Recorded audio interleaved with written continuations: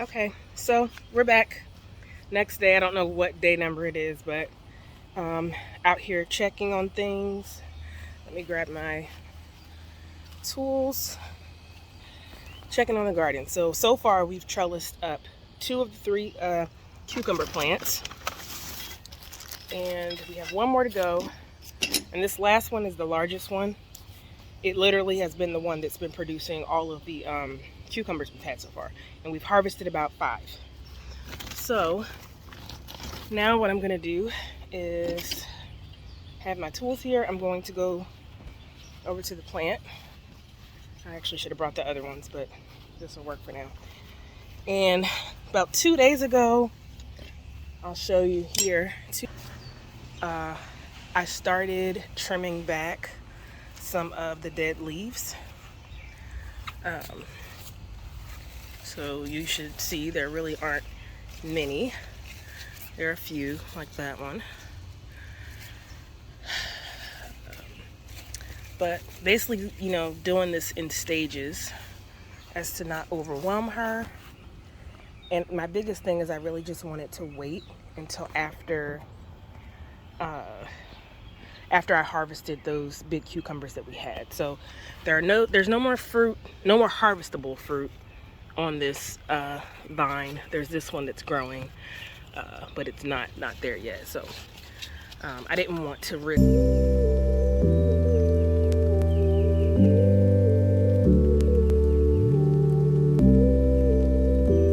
In this part of Beginner Garden Chaos, we're finishing up the last of the cucumber trellising, finally getting every plant up and off the ground.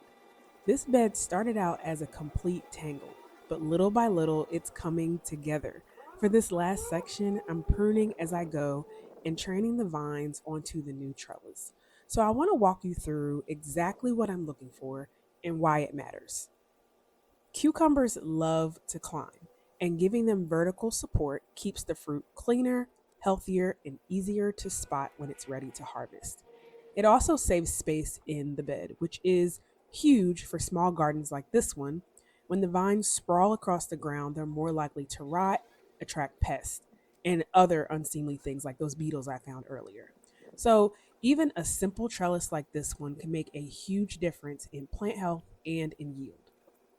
As I'm working, I'm gently weaving each vine through the twine or tying it loosely with soft loops. The goal isn't to force the plant, just to guide it upward and give it something to grab onto. I'm also making sure each plant has 1 or 2 main leaders instead of 5 or 6. That focus keeps the plant from wasting energy on side shoots and helps produce bigger, better cucumbers. This trellis has 3 twine walls with 1 open side so I can easily reach into the center or step into the center like I am now for pruning and harvesting later. And even though it's simple, just some scrap wood and twine, it's sturdy enough to hold the weight of the vines as they grow. Sometimes function beats fancy. While I'm tying vines, I'm also pruning. I remove any yellow or damaged leaves first, especially the ones touching the soil. That helps prevent disease from spreading. I also thin out extra side shoots and suckers so the plant can focus on its main stems.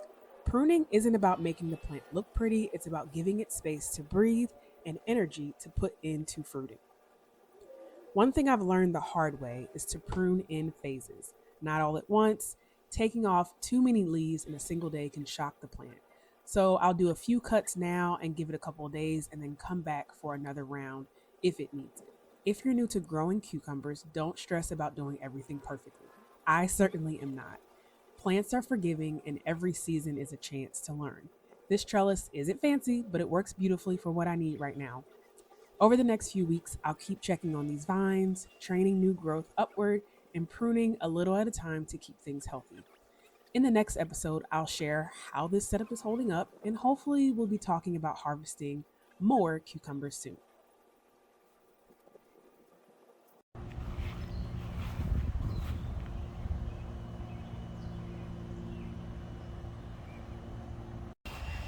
All right, so here she is. All 3 plants are completely trellised to our system here. I did a little bit more pruning. Tomorrow I'll come in and inspect and see how things are going. And you know, these little, I'm calling them tendrils, I've been just kind of helping them along by gently curling them on some of this thread here. I'll keep an eye on it because, you know, this center one here, there's a lot of heavy mass in that mid area.